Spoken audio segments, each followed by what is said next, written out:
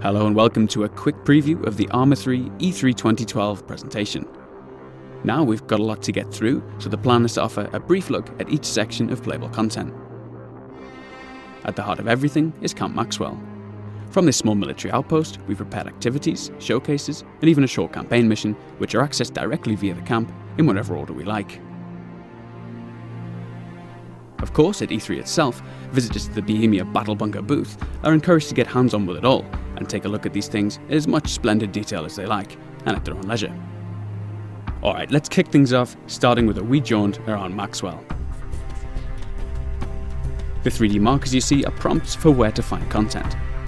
You might have already spotted the vehicle demonstration there, and in the background, the silhouette of a helicopter foreshadows an airborne showcase. More on those later.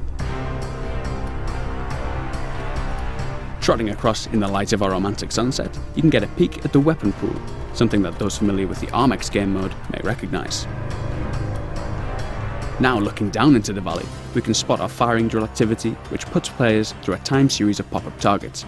A little further away is a shooting range, which gives a good impression of, among other things, our new aiming mechanics and more powerful rifles like the GM6 Lynx.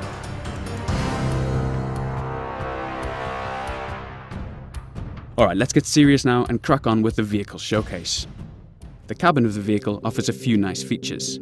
Things like the hands on the wheel might seem trivial, but their long-awaited inclusion really helps to connect the player to the feeling of driving. Alongside the new physics-supported handling, it's a real upgrade.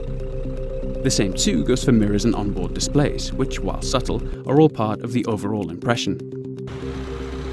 So, up ahead lies a bunch of enemies, and I've got a grenade launcher on the roof of this vehicle. But unfortunately, we'll have to save that for the presentation proper, as we skip through to our next section. Diving. Aside from the controversy caused by our underwater combat, it's one of our most striking new features. Finding ourselves under the surface again, this time we'll take a peek at the SDV. A team member described the controls as something like a cross between a helicopter and a regular boat. Now, since that doesn't really make any sense, it'll suffice to say that we've got regular control over moving forwards and back, a rudder to turn, and the direct control over our buoyancy. Moving on now to a real man's machine, a helicopter, we'll take a look at the terrain from above and finally get to the business of engaging an enemy. Skipping between the trees, we'll target a lightly armoured vehicle and take a look at radar installation Mike 26 from above.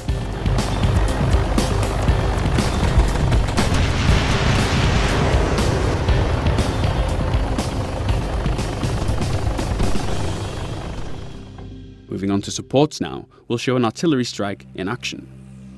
I've called in a strike on this anti-aircraft vehicle in the centre of the scene.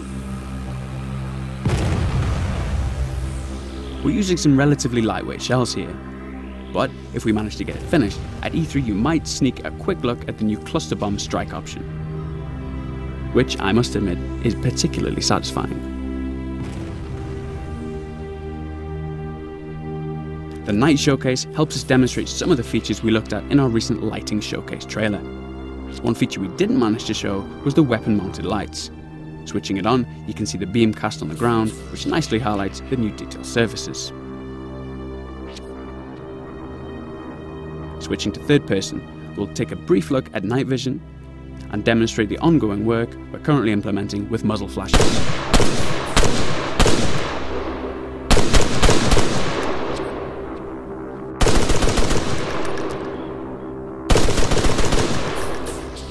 Okay, last up is our infantry showcase. Obviously there's a lot to show here, but I'd like to take a quick glimpse of some of the new animations. There's the previously mentioned tactical pace, which is a little slower than running, a little faster than walking, and fatigues the player more by way of our new fatigue and encumbrance system. There's also a few new crouch and lean options. Taking cover behind this wall, and disposing of our enemy, I'll demonstrate popping that down, and naturally popping up a little higher than the default stance too.